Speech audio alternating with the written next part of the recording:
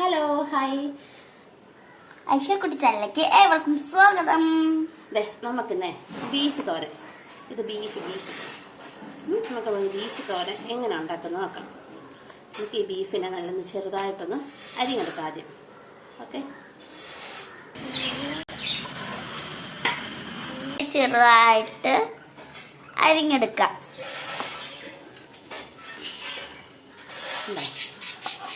Beef നല്ല ചെറുതായിട്ട് അരിഞ്ഞ് വെച്ചിട്ടുണ്ട്.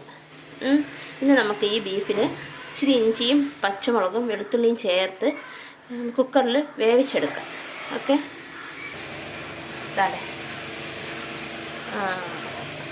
കുറച്ച് മതി, ജസ്റ്റ് എന്തെന്നറിയാമോ, നമ്മൾ ആദ്യം കുക്കറിൽ കുറച്ച് വേവിച്ചെടുത്തതിന് ശേഷമാണ് ബാക്കി മസാലകൾ ചേർക്കാതെ. ആദ്യം നമുക്ക് കുറച്ച് വെളുത്തുള്ളി, ഒരു 2 പച്ചമുളക്, ചെറിയ കഷ്ണം ഇഞ്ചിയും, ഒരു രണ്ട് കഷ്ണം കൊച്ചുള്ളിയും ചതച്ചെടുക്കാം. ഇറച്ചിയും കൂടെ മിക്സ് ചെയ്ത് കുക്കറിൽ വേവിച്ചെടുക്കാം. വെളുത്തുള്ളി, പച്ചമുളക്, കുറച്ച് വെളുത്തുള്ളി, കഷ്ണം ഇഞ്ചി. ഓക്കെ, ചതച്ച് കഴിയുമ്പോൾ ഓക്കെ, ബീഫ് കുക്കറിലിട്ട് ഇഞ്ചി, പച്ചമുളക്, വെളുത്തുള്ളി, കൊച്ചുള്ളി എല്ലാം കൂടെ മിക്സ് ചെയ്ത് ഇതിനകത്തിട്ട്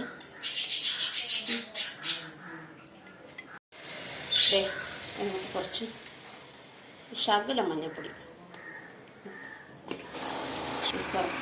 കുറച്ച് ഉപ്പ്, ഇതെല്ലാം കൂടെ ഇട്ട് നമുക്കിതൊരു 4 വിസിലടുപ്പിച്ചെടുക്കാം.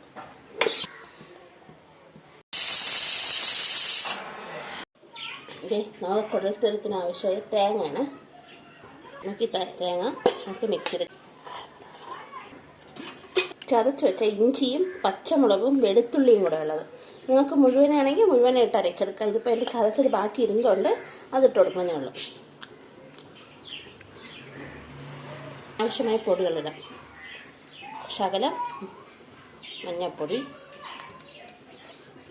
കുറച്ച് മുളക് പൊടി, ഇത് വലിയ ജീരകം, പെരുംജീരകം അതിൻ്റെ പൊടി, കുറച്ച് കറിമസാലപ്പൊടി, പട്ട, ഗ്രാമ്പു, ഏലക്ക എല്ലാം കൂടെ പൊടിച്ച് വെച്ചിരിക്കുന്നതാണ്. അതുകൂടെ ഇട്ട് കൊടുക്കാം. ഇതിനെ നമുക്ക് നല്ലതുപോലെ ചതച്ചെടുക്കാം. ഇതുപോലെ നല്ലതുപോലെ ചതച്ചെടുക്കാം. ഓക്കെ, നമ്മുടെ ബീഫ് വേവിച്ച് നമ്മൾ നേരത്തെ ഇഞ്ചിയും പച്ചമുളകൊക്കെ ഇട്ട് വേവിച്ച് ഉപ്പൊക്കെ മഞ്ഞപ്പൊടി ഇട്ടല്ലേ വേവിച്ച് വെച്ചിരിക്കുന്ന ബീഫ് ഇട്ടുണ്ടേ. നമുക്ക് എണ്ണ ചൂടായതിലൽപ്പം കടുക് ഇട്ട് കൊടുക്കാം. അതിനുശേഷം ഉണക്കമുളകും കറിവേപ്പിലയും അതും ഇട്ട് കൊടുക്കാം.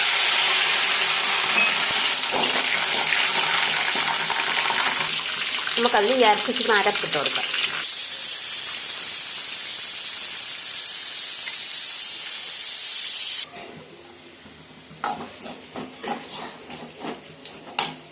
നമുക്ക് ഈ അരപ്പിലേക്ക് നമ്മൾ വേവിച്ച് വെച്ചിരിക്കുന്ന ബീഫ് ഇട്ട് കൊടുക്കാം. നമുക്ക് ഈ ബീഫിനൊന്ന് മിക്സ് ചെയ്ത് കൊടുക്കാം. അരപ്പും ബീഫായിട്ട് മിക്സ് ചെയ്യാം. നമുക്കതിൻ്റെ ഉപ്പുണ്ടാകും നോക്കണം. നമ്മൾ ബീഫ് നേരത്തെ ഉപ്പിട്ടാണല്ലോ വേവിച്ചത്. എല്ലാവരുടെ ആവശ്യത്തിനനുസരിച്ച് ഉപ്പിട്ട് കൊടുക്കാം. കുറച്ച് ഉപ്പിട്ട് കൊടുക്കാം. നോക്കിയിട്ട് ഇടാവേ. എന്നിട്ട് നമ്മൾ വേവിച്ചപ്പോൾ ബീഫിൽ ഉപ്പിട്ടല്ലേ വേവിച്ചത്, അതുകൊണ്ട് നോക്കിയിട്ട് ഇടാവേ. ഇതൊന്ന് മിക്സ് ചെയ്ത് കൊടുക്കാം. നമ്മുടെ ബീഫ് തോരൻ റെഡിയായി കഴിയുന്നു. നമുക്കിത് സർവിംഗ് പ്ലേറ്റിലേക്ക് മാറ്റാം. ആയിഷക്കുട്ടി ഭയങ്കര തിടുക്കത്തിൽ നിൽക്കുമോ അത് കഴിച്ച് ടേസ്റ്റ് ചെയ്തൊക്കെ.